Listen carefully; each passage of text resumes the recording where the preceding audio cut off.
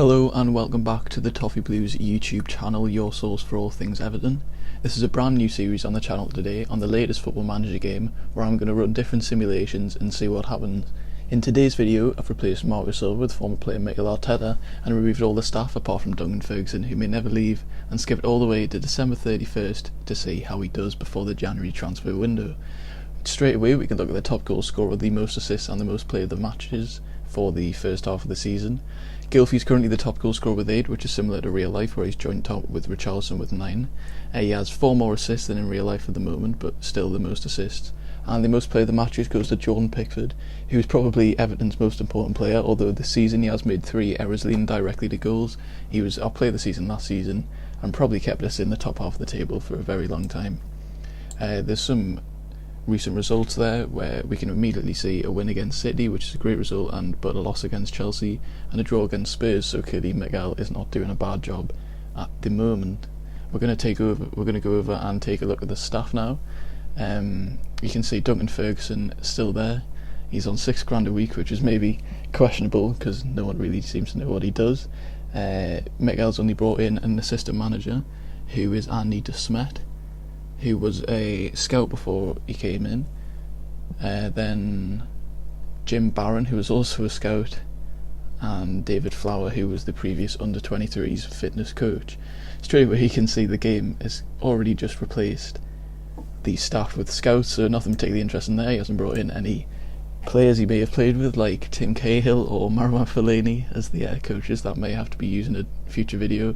And Duncan Ferguson there, still not going anywhere.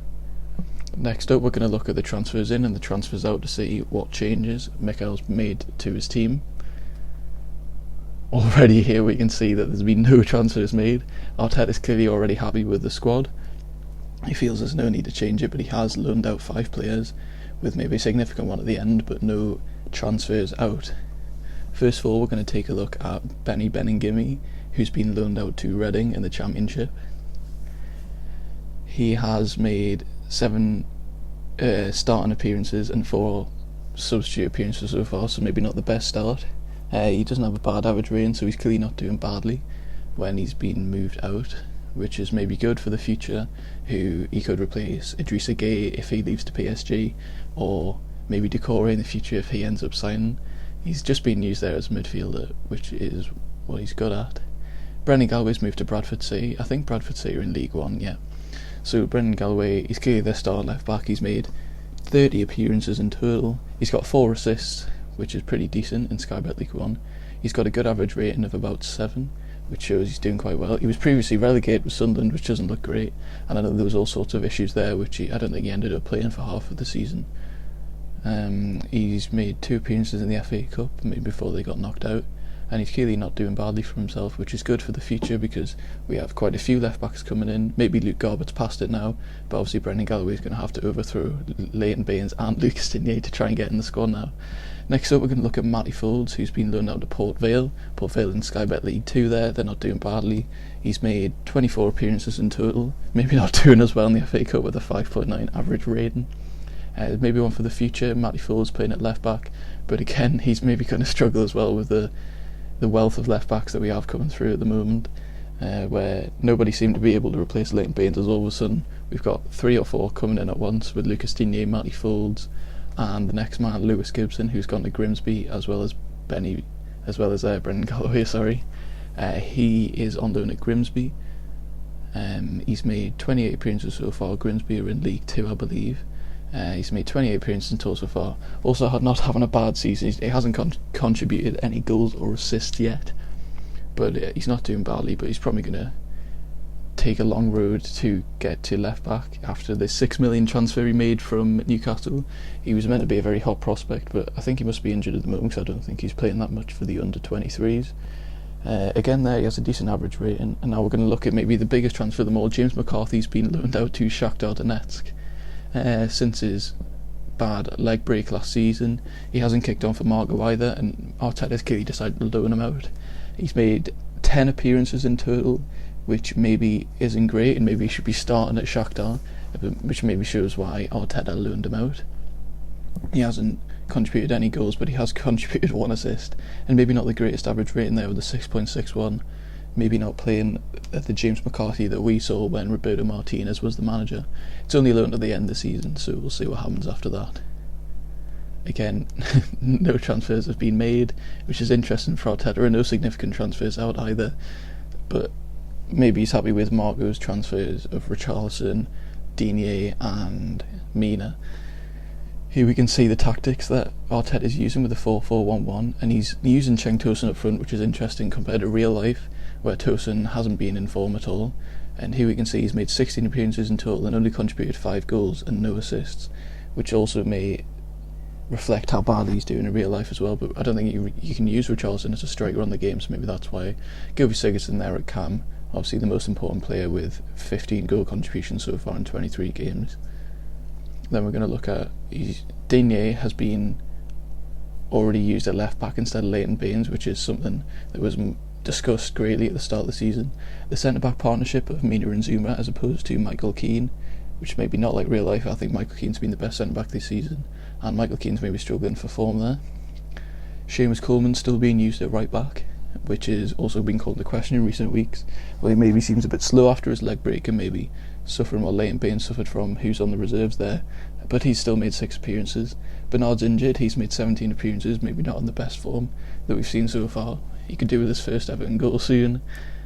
And Dominic Calvert-Lewin has made 8 appearances, 5 substitutions, and he's on the reserves, so maybe he could do with a loan out, as maybe he's not breaking into the team at the moment.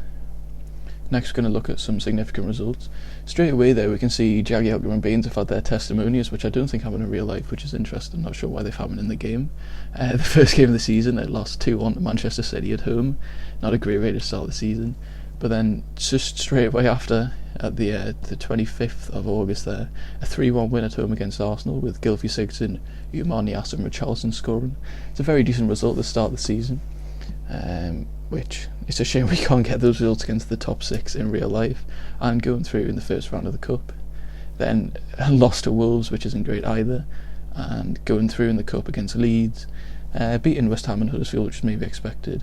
Then in October, a win against United, Lucas Digne and Richarlison getting the goals there for a 2-0 win at home. Another good result, which seems impossible in real life at the moment. Beating Brighton and then losing to Leicester, and then eventually going out of the Carabao Cup to Tottenham in the 4th round. Lucas Digne scoring the only goal in that game there. Then if we look ahead to November, maybe no significant results. Wins against Newcastle and Cardiff and a loss to Southampton. Maybe should have beaten Southampton, but that's maybe to be expected since we can't seem to put together a particularly long run of form in real life either. Then a lot of draws coming up in December against Crystal Palace and the Merseyside derby against Liverpool. Roberto Firmino scoring the 30th minute, but then almost a last minute equaliser by Gylfi Sigurdsson, which is good to see, but still not managing to beat the Liverpool side. Losing to Chelsea at home, not the greatest result, with Willian and Kante scoring. But then after that, as we saw, the win against Manchester City, where Tom Davies scored with 10 minutes to go roughly. Obviously similar to the game 3 seasons ago, where we beat City 4-0 at home, with Ademola Lookman scoring on his debut as well. Maybe you wouldn't see that now with how Manchester City have come out. And then a draw to Tottenham was the last result of the season, where and yet another last minute goal by Gylfi Sigurdsson seems to have rescued points for Everton. We are back now at the end of Arteta's first full season, and as you can see in the top right, he is still the manager. He's yet to be sacked. And then we can look at the bottom left. Gylfi Sigurdsson is top goal scorer, also with most assists, clearly the most important player, but the most player of the matches is Jordan Pickford. We often rely on him, but he has been a bit shaky this season. Then in the bottom left, you can see the results straight away. It is another Merseyside derby loss, which is kind of to be expected now, but then good results against Chelsea and Spurs. A 1-0 victory against Chelsea, but then a 1-1 draw against Spurs, and then routine wins versus Burnley and Fulham. We can see straight away Leighton Baines has a transfer arranged to Copenhagen. That's going to go through at the end of the season, so that's the end of Leighton Baines. Clearly, Digne has also replaced him in the game as he did in real life. We can see that Arteta's finally made some signings. He's also made some considerable transfers out. Jagielka leaving to Stoke for $375,000, probably quite good value. He hasn't been in bad form for Stoke, but only appeared 4 times, so not the best for him. Then Josh Bowler has gone on loan to Cheltenham. He's made 13 appearances there with not a bad average rating, but he has got 2 goals and 2 assists. Lewis Gibson was recalled from Grimsby and went to Burton. He's not doing badly at Burton either with the 6.63 rating. He's made 15 appearances, and I think, Burton are in League One. He's playing the left back, which is obviously unfortunate for him with a lot of left backs coming through, but now with maybe Leighton Baines leaving, he maybe has a better chance of getting in the team. Many people said maybe he shouldn't have left Newcastle as the clearer path to the first team there. Tyus Browning went to Nottingham Forest for £300,000. He has made 9 appearances in total with a 6.6 average rating, so not the best for him either. But I think it was fair to say maybe he never was really going to break into the team at Everton. And then we can look at the transfers in. I'm not even going to try and pronounce that name. A Spanish centre-attack midfielder has come in on loan. He's made 17 appearances with 5 goals and 3 assists. He's clearly been quite important, but maybe not as important as Gylfi Sigurdsson, so I'm not sure where he has fit into the team there. Quaresma came in, also on loan. He has only made 2 appearances, but managed to get 4 assists in those 2 appearances, with a very good average rating of 7.85. Maybe Theo Walcott or Bernard or Richarlison's been playing better than him. I'm not really sure about that, but he's clearly made quite a good impact in his 2 start and 1 substitute appearance. Panagiotis Retsos there, I'm not sure who he is. He's come in at centre-back on loan as well. He's made 9 appearances in total with an average rating of 6.66, maybe not the best signing from Arteta. And finally, a man who's been linked with Goodison several times, Frank Fabra, who's come from Boca Juniors on loan. Only 7 appearances for him, so maybe Lucas Digne is still the preferred left-back, but also a trickier route for Lewis Gibson and Matty Folds, who we looked at before. At least Arteta's finally made some signings, even though none of them are permanent. I think the most significant area is Phil Jagielka coming in, leaving for £375,000, rising to £475,000. The tactics haven't really changed. João Virginia in goal there, but he has only made 1 appearance, so he must have only come in momentarily for John Pickford, who's on the bench. Seamus Coleman has managed to keep his place in the team, which is interesting considering his form at the moment. Zuma has been the starting centre-back, I think that's fair to say, with maybe Michael Keane as the other, as Retos hasn't made too many appearances. Yerry Mina there actually with the 28 appearances compared to Michael Keane's 15, so maybe not the best form for Keane, who is arguably our best centre-back this season. A lot of loan signs in the starting 11 there, which maybe isn't what we want to see. Andre Gomez making 36 appearances, clearly very important. Frank Fabra has only temporarily been in the team, hasn't been there for very long. Richarlison's still a left wing there. He's got not a bad average rating of 7.03, and then Quaresma coming in for a bit at right mid, but I think it was Theo Walcott who was the starting right wing with 26 appearances. Gylfi Sigurdsson's still the main central attack midfielder there, and Bernard used up front, which is interesting. Maybe not his preferred position. I can't see any striker on the bench apart from Mampala there, but I'm not sure he made too many appearances. Next up, we're going to catch up where we were in the results. In January, got off to a good start with a win, but then a draw against Crystal Palace in the third round of the FA Cup, and the result in replay ended up in a penalty loss at Goodison Park, with Cenk Tosun equalising in the 120th minute. Some other decent results. In February, a loss to Manchester United, a win against Huddersfield and Brighton, and a draw against Bournemouth. Quite an average month, maybe to be expected. Then next up in March, you can see that it was a win against Leicester, Newcastle and Southampton. Some solid results there, but then a loss against Cardiff, which is definitely disappointing. Not really what anybody wanted to see. In April, a loss against Crystal Palace at the start of the month, followed by the Merseyside derby loss, but then followed up by 2 wins against Burnley and Chelsea. You can see Everton 7th in the Premier League, which is maybe to be expected now. It happens most seasons, but it might be good enough for European qualification. And the last results of the season, a draw against Tottenham and then a final away win against Fulham on the last day of the season. We were knocked out in the 4th round by Tottenham in the Carabao Cup, knocked out in the 3rd round of the FA Cup by Palace, so not good in the Cups, but it is another 7th position. As you can see, it's been continuing for quite a long time, never really moved from that spot, which is maybe quite accurate by Football Manager there, and not yet no European qualification for that, with Southampton must have won a cup. They won the Carabao Cup there. So no Euro for Mikel Arteta next season, which may be disappointing for Everton fans. which is probably going to be the result this season with Marco Silva currently struggling for form. And we'll take a look at the end of Arteta's next full season.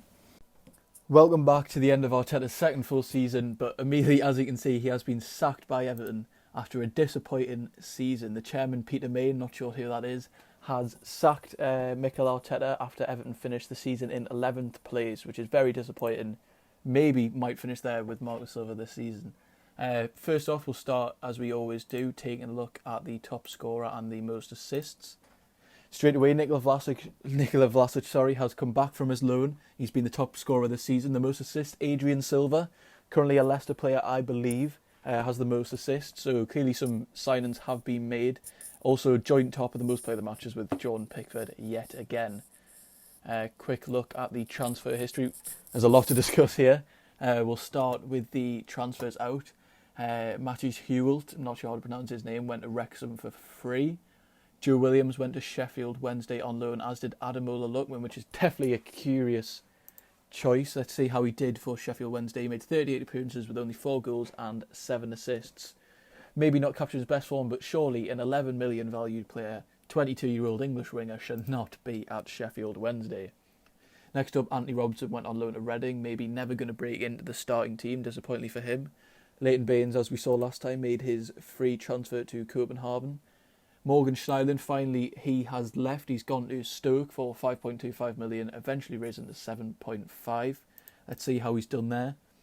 Only made 7 appearances with 2 assists, which is definitely disappointing for the Frenchman, who joined Everton with a lot of high expectations following his Manchester United spell. Lewis Gibson, again, out on loan to Wigan. Matthew Pennington managed to go to Huddersfield for a 4.2 million fee, which is maybe slightly overpriced to most Everton fans, only making a substitute appearance. Doing quite well with a 7.1 rating. Michael Keane went on loan to AC Milan.